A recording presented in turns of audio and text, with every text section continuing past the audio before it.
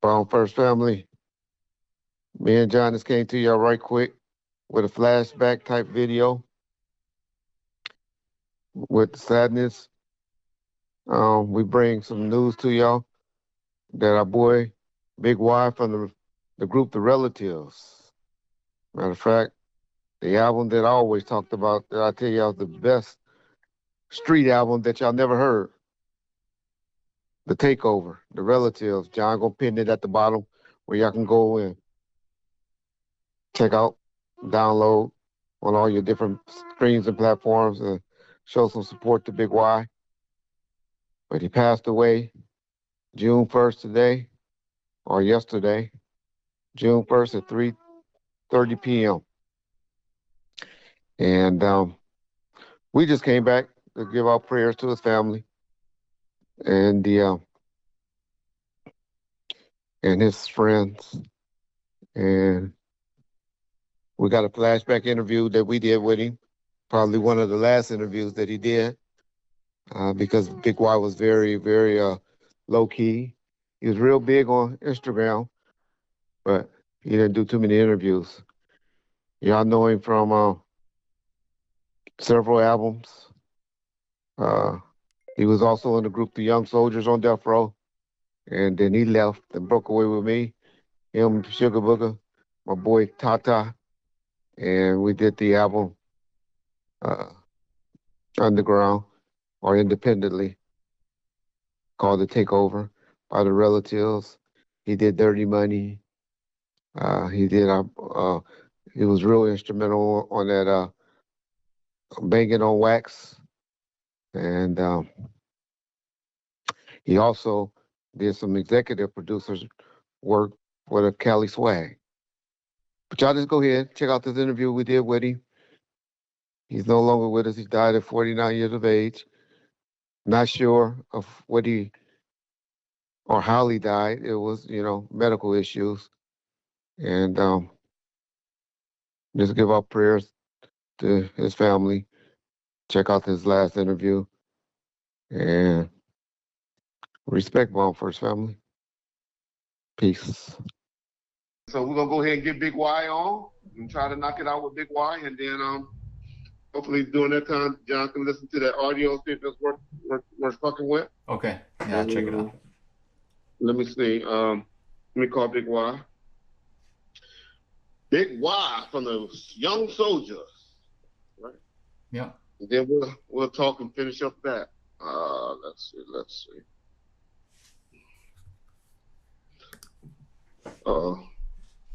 Yeah, boy, Urban Flavor.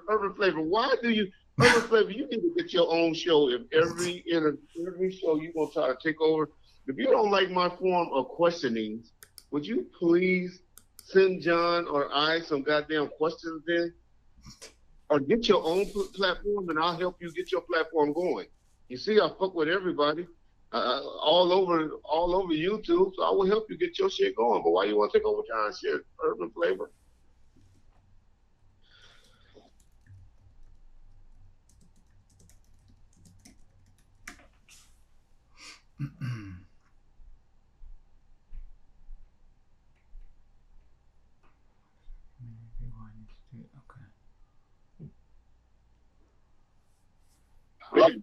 Big Y, you've been knowing me long enough. You know I'm always late, right?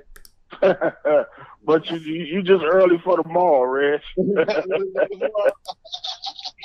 Man, let me make my introduction to you. I'm over here on Bomb First with my boy John Hyland. Right. And everybody, this is my boy Big Y. What's happening? I tapped at him a little bit, and he called me like, "Red, what the fuck you talking about, man? You got problems." I was like, I said, I know how to bring niggas out of retirement and fuck with you for it. Just tapped at him, and there come and call me. Big Y, y'all know him from the group Young Soldiers when he was on Death Row.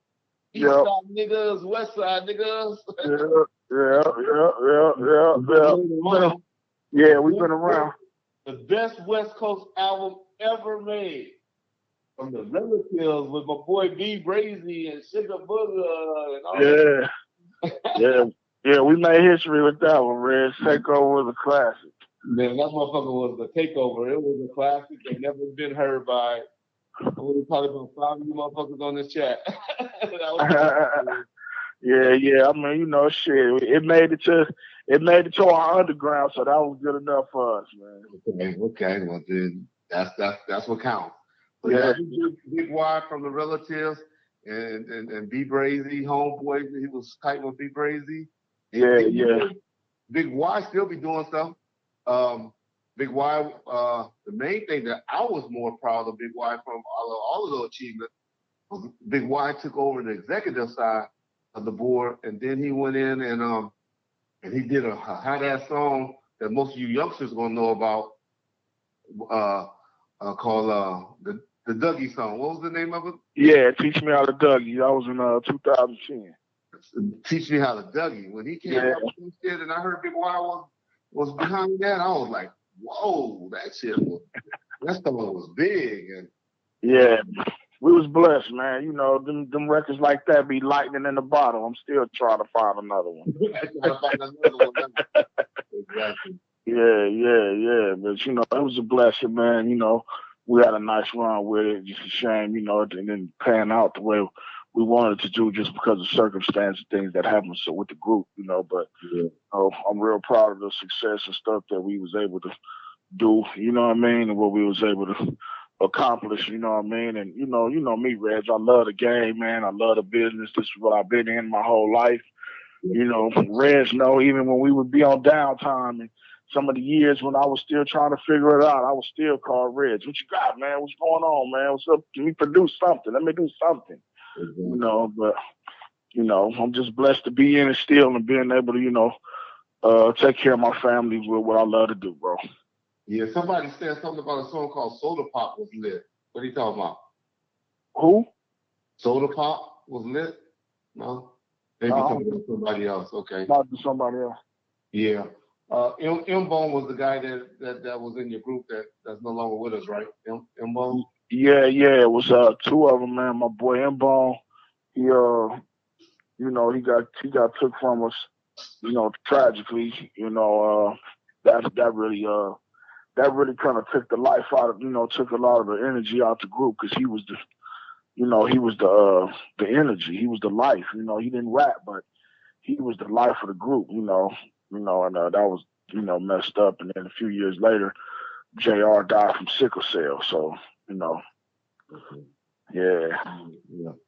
Okay. Let me teach y'all something. When he spoke on something, you young kids, about sickle cell. Let me teach y'all something right quick. I like to try to educate y'all. There's something that's called a trait and a trait. So when you have a trait, if you have a sickle cell trait, before you conceive a child with another person, make sure you check and find out that they have the trait, because a trait and a trait equals sickle cell, and that's how y'all get sickle cell. That's mainly a disease for black folks, but for black people and stuff. But my daughter has sickle cell. She has the trait of sickle cell from her mother's side. And I was talking to her recently. I was like, Kayla, have your mom or anybody ever talked to you about making sure if you ever have a baby that you don't try to hook up with somebody that has a trait of sickle cell? And she knew nothing about that. So yeah, y'all educate yourself for that. I'm no doctor. I ain't I'm just no sickle cell plus sickle cell equals a trait, sickle cell trait plus sickle cell trait equals sickle cell. Wow, that's good information to know, man. I didn't know that, Reg, so I'm glad to know that so I can pass that on to my daughters, Exactly. If she has the trait. That's only a problem if you have the trait. Right. Because if you have a trait and your partner don't have a trait, have it, then you won't get it. Right. Yeah. So, right. Yeah. For sure. Yeah. But yeah. So let's ask Big Y a couple of questions, and I just promised him. I just said, Big Y, just come on and holler at your boy. Let him know that we all good. Oh yeah, we good, Reg. You know that, man. We down like 4 flats, man. It's all right. Yeah, exactly. So so a lot of people, they've been asking for you for a while over here. They've been like, what's up with Big Y? Just tell us a Tupac story. This is mainly a Tupac story, Big Y. And so you can tell us some stories about Tupac, about you and your relationship with Pac. I know they got the murder case when Snoop, you and Big Stretch coming out of the, that's all on the internet when y'all was coming out of the. Oh yeah, we was leaving Monty's. The party. Yeah, that was crazy. We had a ball up there, man. And you know how Monty's used to be, and shit, yeah, but I had a time, a cool time and a chance to really meet Tupac. Just being up at Can-Am and just being a part of the Death Row family. And dude was cool, man. It's crazy because I always like to tell this story.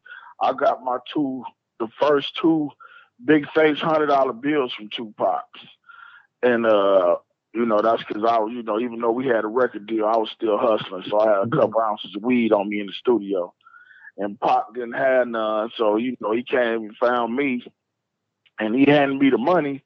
And he got to ready to walk away. I'm like, man, wait a minute, hold on, man. What is this you giving me, man? What is this, man? You been out the country or something? What is this? And they told me, look, man, don't ever play yourself like that. He said, man, how much money you got on you? I said, man, I got about 3,500 on me, something like that. I forgot how much, but he was like, all right, well, give me a little bit of it, and I'm gonna give you these. And then he's like, yeah, just make sure you go to the bank and turn in that old money, man, and get you some of this, man. Don't play yourself like that. And I'm like, damn, man, this nigga. He's like, all right, well, come on in, man. And you come back, man. You come listen to some of the stuff we working on. It's crazy because I walked in one of them rooms. You know how some of his sessions be. It wasn't like no normal session. The lights was all dim. It was niggas with dreadlocks in there drinking Heinekens. And they was playing the beat from the Come With Me, Hail Mary. I'm like, what the fuck is this going on in here? Like, what the fuck? But it was the beat, you know what I mean?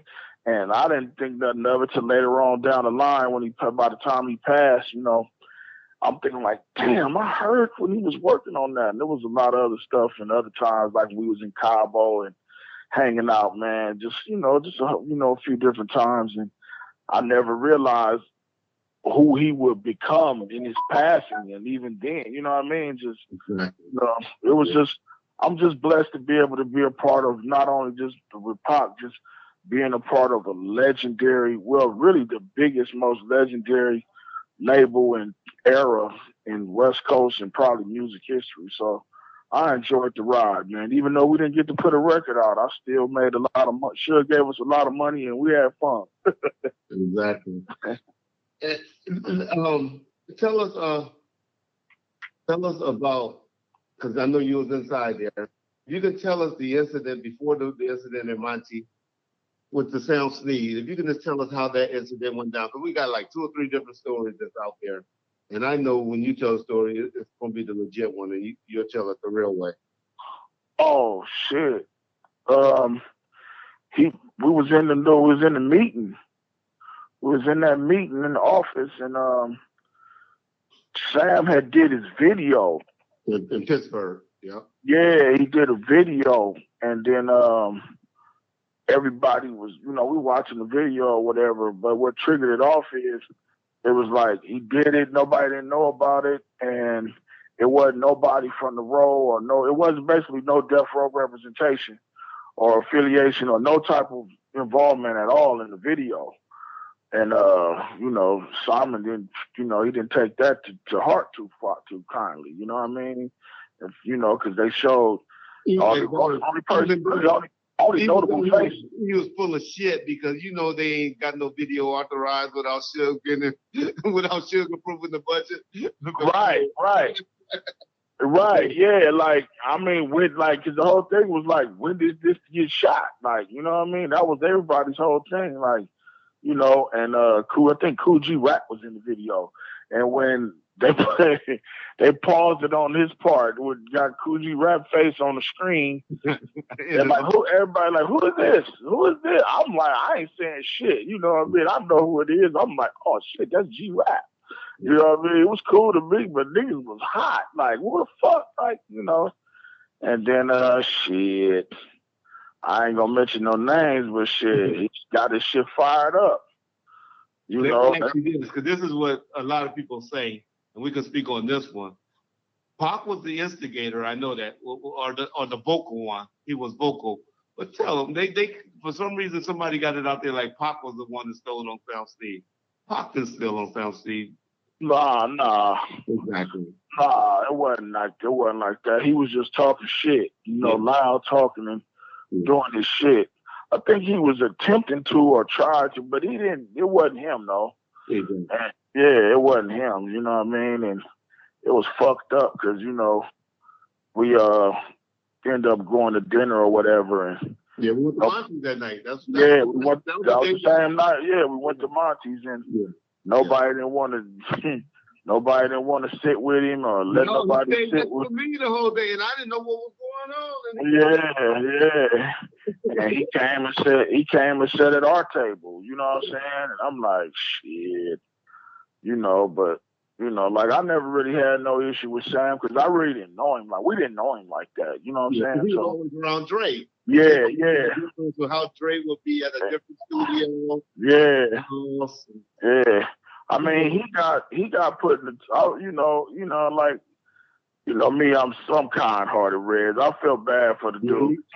He really got put in a trick bag because he came over there with Dre, and Dre bumped out, and he was just left there like a fish out of water.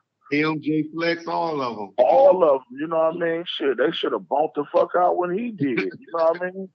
Yeah, only one he took really was Nasty. He took Nasty with him. Yeah, Nasty. Yeah, I heard, but then he passed, didn't he? He got sick. Or something happened to him. He didn't die. I don't think he died. I know he had something in his brain. A brain tumor. One second before I got to read a question. Somebody just gave John $20 to read this question in the super chat. Great interview as usual, Reg and John. Okay, thank you. They appreciate you. And we just had Big C Style on from the LBC. Oh yeah, I remember Style. Yeah. So appreciate y'all, man. All right. And Big Y got a B Brazy story to share. Oh man, we love Big Brazy. And also, what's up with Little Stretch? With the Little Stretch, yep. This person knows something because most people call Stretch. They don't know that there was a big stretch. So this dude knows something, all right? Well, okay. You said a story about Brazy? They said B Brazy and Little Stretch. If you want to talk about Little Stretch, he's making music anymore. No, Little Stretch, he's doing good, man. He got, he's not really doing music like that. He's not doing music no more, really, but he's doing real good for himself. You know what I mean? He got businesses and got beautiful daughters that he take care of, and I think he might be in Hawaii, somewhere on vacation right now. I talked to him the other day, but he's doing good, man. Yeah, he's doing real good. I talked to him all the time with my brother. Motorcycles or something. Yeah, he heavy into that. He ride motorcycles, he build motorcycles, and he customizes motorcycles, so yeah, he heavy into that, And we got a story with Braves. Oh man, I got so many, man. Shit. I remember one time we was doing we didn't have too much money, you know what I mean? But we'll make, his mom's had a swimming pool. And we was like, fuck it, let's have a pool party. And I'm like, nigga, we ain't got no money. He's like, we don't need no money. All we need is girls and the barbecue grill. I'm like, all right. Man, Braves went in the store, and he came out the same way he went in. But when we got to the house, man, this dude had like 7 packs of chicken under his shirt, like links, like big packs of links and the whole shit. And when I looked up, I swear about an hour later, we had a full-fledged barbecue going on, like 6 girls, me, him, and what other homie, swimming pool and the whole 9 without a dime. So, that was one of my fun stories because he always made it happen. We had a lot of fun stories, man. He had a bucket that he used to drive, and one time he parked it outside and it wasn't registered, and they put a boot on it. And he came running and screaming through the house, they got me. We're like, who got you? The booty people. So he went and found a smoker, and the smoker took the air out the tire, flattened the tire, took the whole tire off, and the boot came off once the tire was flat. Refilled filled his tire back up, and we rolled out. Yeah. So. Y'all don't know who B Brazy is. He was he's a rapper. That was a quasi pimp, and he had a song. The best song that he ever was on was a song called "Like It Like That." Yeah, like that. Yeah, do the blood walk. I do mine like 2 steps. Slide like this. Do the blood walk. I do mine like this. That's the most legendary line. And y'all can hear how he come off on that song. Oh man, that song? I still fucked up to this day. He from Denver Lane, and he was a pimp. But I messed up because I did this song because it had a Michael Jackson sample in it. And we did a video to the song called Maria. Yep. We should have did the video to Like It Like That. We should have did the video like that. But, you know, the reason why we did it is because, remember, we went through all that to get Timberland on the record, and he got on the record and all of that. So that's why we was kind of going towards, but we didn't know that Like That was the one. And we just had our 20th anniversary of being the Relativez the other day. And we had a show, and we had a sold out show, and it was crazy, man. And that's the last song we always do. And this boy tore the roof off that motherfucker, boy. I'm sure y'all did. Yeah. So it was a blessing, man. You know, I'm just happy to still be around and enjoy it. Yeah, man, that's good. Yeah, so a Big Y and my boy Sugar Boogie. Y'all know what the SB stand for? Socking you bitches. Yeah, y'all just don't know, man. We had some fun day. We went on this trip, y'all, on this trip on this bus. That might be one of the best times of my life, though. Yeah, I ain't lying. We had a ball, especially with the driver and the other. But Sugar Boogie could taught me so much about women on that trip. He made me watch pimp videos all day, the whole trip. And he was knocking hoes in different states and bringing them on the bus. You remember that one chick who came all the way from what? Seattle. Yep, I remember that. Then they went and ran a train on this one chick from. You remember that she got on the bus and shit? The one in Arizona, in Phoenix. I don't know what you're talking about, Reggie. I wasn't there. That was a trip. No, that was a trip.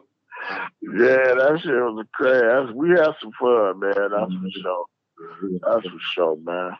Yep, that's what's up, man. What you working on, Big Y? You told me you was in the studio mixing something down. Oh yeah, right now I'm doing producing a record right now for this kid named Magic from Saudi Arabia. Oh, okay. So I'm doing that, mixing that, actually finishing the track and mixing it, so I could do a verse for him and get it out, so he can take it back home with him. Oh, okay.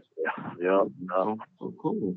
You know, I still got a lifetime 20% management deal on you on Sugar Booger, so make sure y'all send my 20% over. Cold nigga, Reg. You cold nigga. Still what's in your head, man. You got that for me, Reg. Whatever you need. Shit. Today? Shit, I wish you did. Well, you can't see it, but I got a t-shirt. You want to send me I got a 5X Death Row t-shirt I want to send you.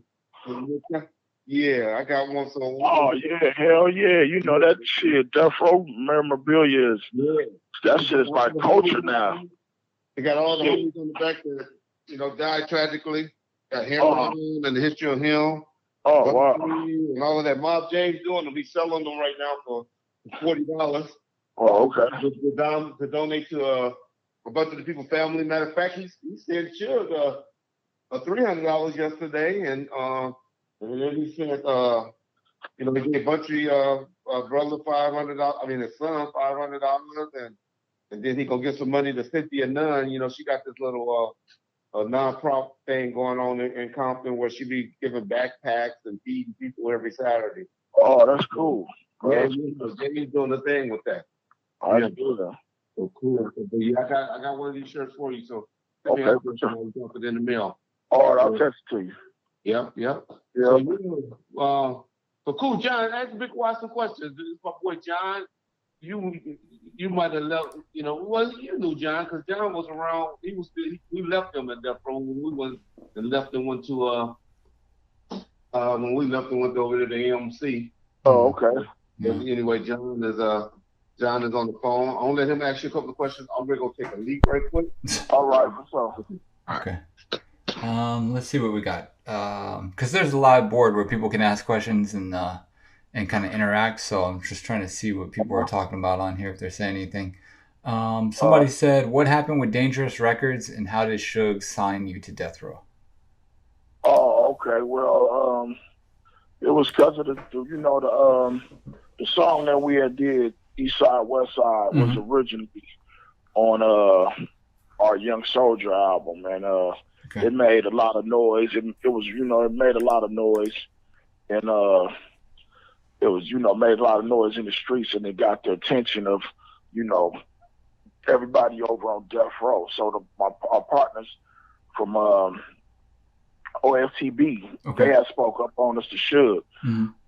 Rest in peace, the homie Flip Side, you know what I mean, and the homie Low and Bus Stop. They had spoke on us to Suge, and that's how we, made our way over to meet Suge or whatever, and ended up on Death Row, you know what I mean. But Dangerous Records was still around for a while, but I guess through whatever the business, through the different business stages, whatever things happened, and they didn't continue doing whatever they was doing. But it didn't keep going because Ronnie Phillips, the one that started Dangerous Record, he passed. Oh, okay. So rest in peace. But we was cool. We didn't have no problems. You know what I mean? He let us go. He let us leave. We made a deal to take our song East Side, West Side with us to Death Row, and that's how we ended up getting on, signing to Death Row. We remixed it and put it on the Murder Was the Case soundtrack. Okay. All right. Somebody. The real what happened is there wasn't enough room on the CD, and so that's why they put it on the cassette. Okay. And they didn't make the cut because they were dogging Young Soldier. They didn't know that shit was going to be such a hit that it became. But shit, he ended up doing a video. We ended up shooting a video to that. It never came out, but they was trying to, because it was had different issues about it and wanted, but the song made so much noise, and then we end up when they did the write up in the LA Times about Murder Was the Case, like the hottest songs on the thing, they mentioned Natural Born Killers. I think it was What Would You Do, one other record, and our record was in that mention. And let me correct that. And I just said something wrong. I'm mixing you up with OFTB. Yeah, we was on the record. Yeah. I made the cut. That's right. Well. Somebody asked if it was true that the song that you guys had on Gang Related, and you might have already asked this, Reggie, but if not, if the song that you guys did for Gang Related, if it's true that Tupac was supposed to be on the hook for that one. Yes, the plan was for us to ask Pac to be on the record, and we got at Pac before we actually finished the record, and but he ended up getting killed or whatever, and we never got a chance to do it. And then later when we ended up finishing the record, and they used it for the soundtrack. Okay. But initially when we was producing the record, because me and Stretch we actually produced that record. Okay. And we was trying to get the record done. The plan was to get Pac on the record, and we asked him, and he said he would, but we just didn't get a chance to get back in the studio to get it done. Okay. All right. Let's see what else we got. He said, "Why we never did a video of the Gangster? Shit, we wouldn't have did one with that one with the Rillas. Disrespect to the Rillas. We would have did." Right. We would have did something with B Brazy before we did it with Gangster, but the reason why we didn't do it because we didn't have no more money. Right. And see what people don't understand, like back then, it wasn't easy as it is now to do videos and put them out. You know what I mean? Video production was real expensive back then, and it was only certain channels and outlets that you can go to to get the video played. It wasn't no social media, YouTube. It wasn't none. We didn't have. We all we had was the box. Mm. And that when that played out, you had to have a full-fledged budget. Videos were starting at $50,000 and up. You know what I'm saying, to get a video done, and you had to have a budget.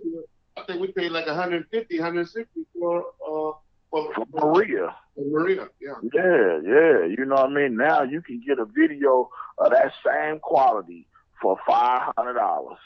Really? Hell yeah, man. These cameras, these 4K cameras and all these technology, these editing programs, man. I done did videos for $300 that look better than some videos these dudes done spend hundreds of thousands of dollars on.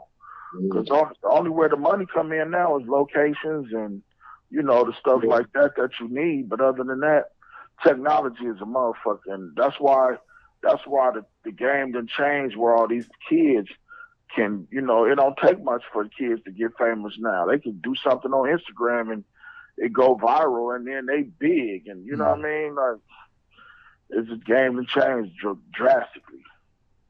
Yeah. Well. And you say, why did he ever collaborate with DJ Quick? You know, we actually went to try to do something with DJ Quick when we were doing the Relativez album, but DJ Quick was he was in beef with Suge at that time, and people believe that he says the exact words. You remember when we went up there at Magic Johnson Theater and he was doing that signing? Yeah. I can't trust that. He said those niggas was too tight. Those niggas, he was like, I ain't fucking with Reggie because he fucking right. Yep. But I mean, you know, we always been, me and Bud, we always been, you know, we was cordial. We always been cool with Ricky, just timing and different reasons and the reason why, you know. But with the first time I ended up just being on the record with DJ Quick recently was on YG's Big and Back Being Bull remix. It was me, YG, DJ Quick, and Mac 10. And plus, y'all got to remember, Big Y and them, we did something with Timberland, and Timberland was one of the biggest producers out at that time. Oh yeah. And so Timberland was huge at that time. It was huge, yeah. Yeah. That's what we kind of put out. Yep. All right. Yep. So, go ahead, John. I'm sorry. Let's see. Hold on. I was kind of combing through the comments. Oh, somebody did that. Somebody keeps asking, where did it go? Let me see. Ask why you never put out Double P. Who? Somebody named Double P. I don't know what he's talking about. Oh, Peter Parker. Okay. Yeah, okay. Double P. Yeah. I mean, Peter, that's the little homie. You know what I mean? That's my homeboy's, I think that's his cousin. He never was signed to me. Okay. And Peter was always doing his own thing. You know what I mean? He's always been independent, but I support Double P, you know what I mean? And actually, I was supposed to be linking up with him this week, but, you know, he always been independent and doing his own thing. We never had that conversation about me, you know, actually putting him out as an artist or nothing like that. Okay. Did y'all ever get everything worked out cool with Mac 10? Yeah, me and Mac cool. We talk a lot. Okay. Yeah, we squashed that a long time ago. Yeah. So I want to ask you your thoughts on West Coast artists in the game now. What's your thoughts on that? Say that again, Reg? What's your thoughts on the West Coast artists in the game right now, today?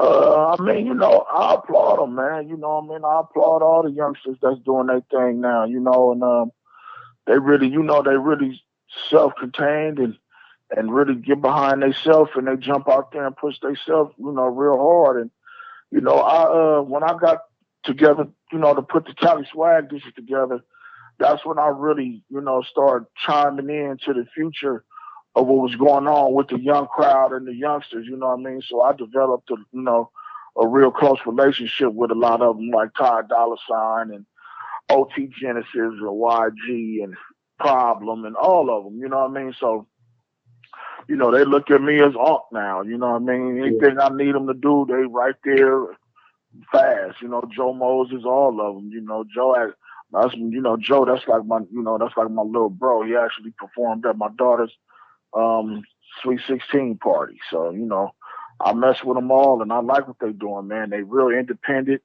You know what I mean? You know, and they do their own thing, man. You know, they don't let the corporate side and the A&Rs, these ones that don't know how to pick a hit if they hit them in the face.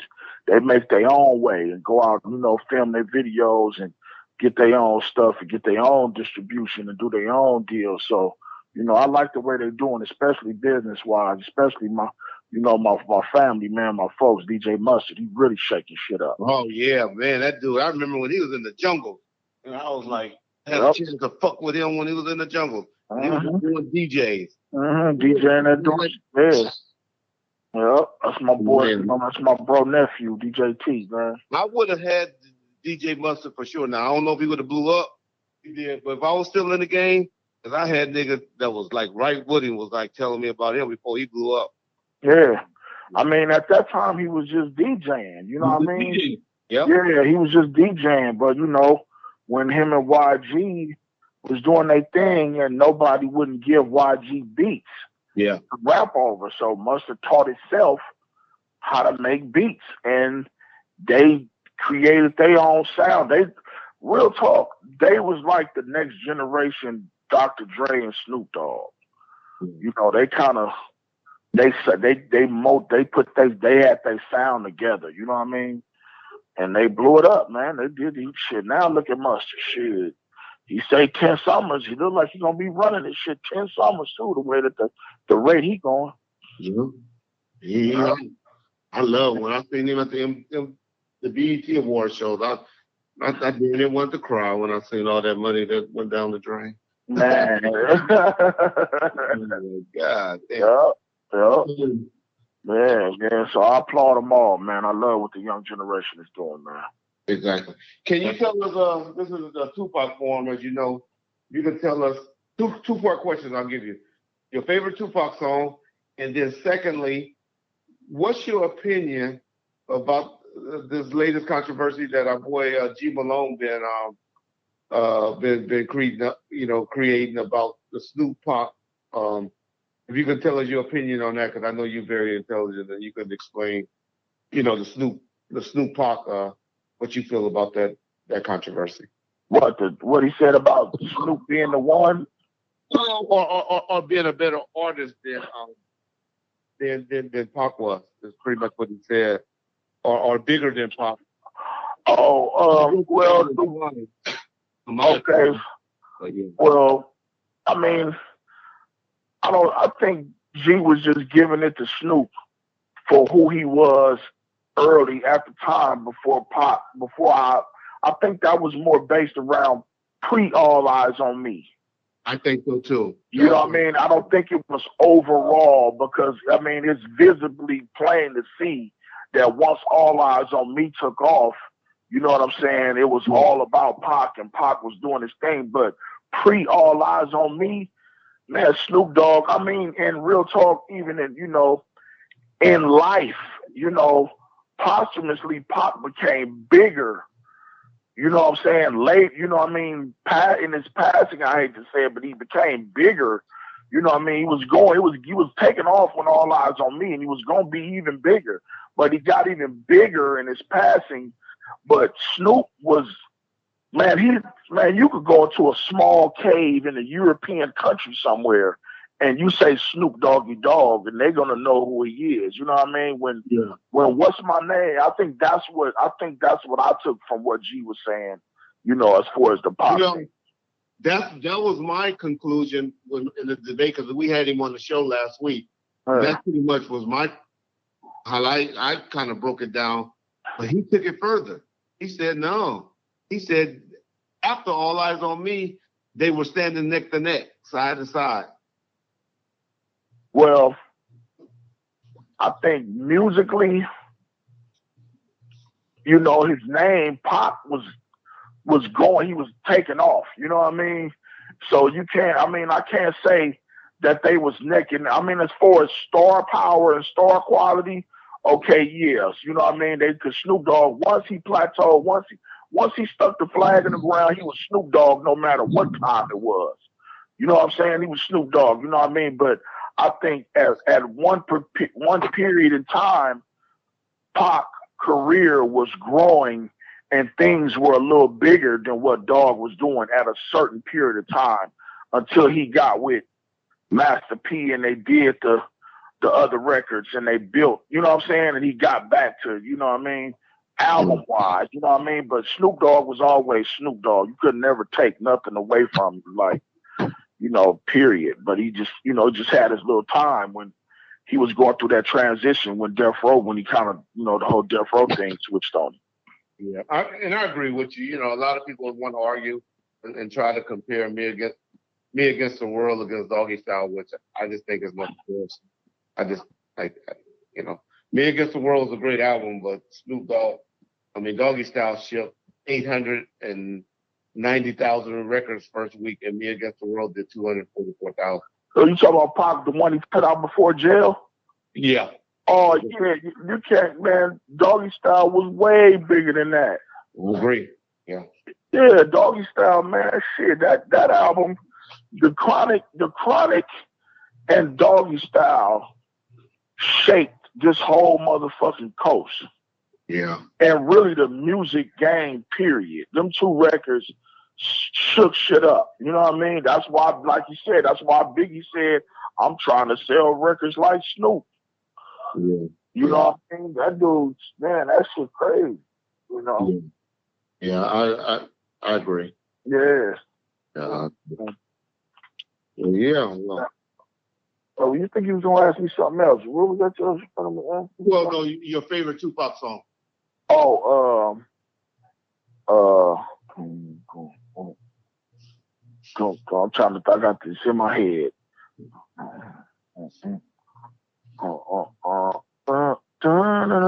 It's from the Me Against the World album. It's the one where he sampled the Stevie Wonder record. Damn, what's the name of that record, man? So John, I got up. John is my. It's not. Yeah, it ain't Dear Mama. Yeah, nah, not Dear Mama. Well, not Temptations. I suffered through the years, shed so many tears. Oh, so many tears or Temptations? Yeah. Shed so many tears. I shed so many tears. Lord, I suffered through the years, shed so many tears. Yeah, that's my favorite pop record. Oh, okay. Yeah. Commercial. I would have thought you would be more something that a street. Yeah. Yeah, I like that one, and and then it was from Tupacalypse Now. I forgot the name of that one. I liked that album more than any of them. They said, "Pussy and paper is poetry, power and pistols, plotting no murder, motherfuckers for to get you." Yeah, that shit we used to bang that. Oh, okay. Yeah. So I liked them. I mean, of course, you know, All Eyes on Me, the whole motherfucking shit bang. Oh yeah. You know, but my favorite records that I ride to is Shed So Many Tears. Okay. Well. Okay. Well, cool. Well, shit, y'all got the legendary Big Y on here. And who's going? Y'all trust me, Big Y is going to be an executive in this game in the next year or two. He's going to be a behind the scene guy for somebody, for some record company out here. Trust me. Yeah. I hope they do cut a check. Until then, I keep getting it independently. Got you. Sure. Yeah. Well, Big Y. Well, man, I appreciate you coming on here and blessing us with with your game. All right, for sure. And tell your boy Sugar Booger, you and him will have to meet up and eat at his soul food restaurant. Oh yeah, for sure. Just give us a holler. I'll meet you up there. I was up there this morning, brother. Damn. Don't have to get it. Next time I'm down in LA, I'm gonna stop by there and we're gonna go up there and eat. All right, for sure. Hold on, one more question. Somebody just texted me.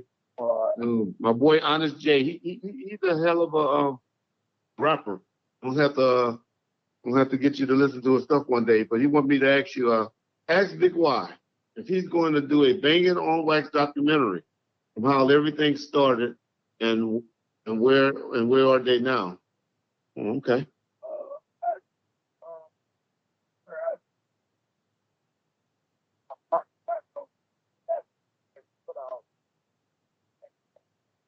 evolution of Banging on Wax, which is a new version of it, and it's not like the first one with the dissing and the whole nine. It's just like showing the evolution of how Bloods and Crips now get, they coexist with each other and do music. You know what I mean? Kind of like when you see YG and Nipsey Hussle, and you get OT and certain others. You know what I mean? It's gonna be more so like that. As far as the whole backstory of the Banging on Wax, I think Red Rum was actually putting something together where he wanted to tell that story, and whatever he wanted to do with the backstory and tell that story, I'm gonna support him on that because the initial idea of Banging on Wax came from him. So whenever he decides to come up with that, then I'll be all for it. Okay. Okay, cool. And then if you could shout out our boy Soul Food Restaurant, because a lot of people, Sarita's on here. So you know Sarita. She's on here and she wanted to know what's the name of the Soul Food Restaurant.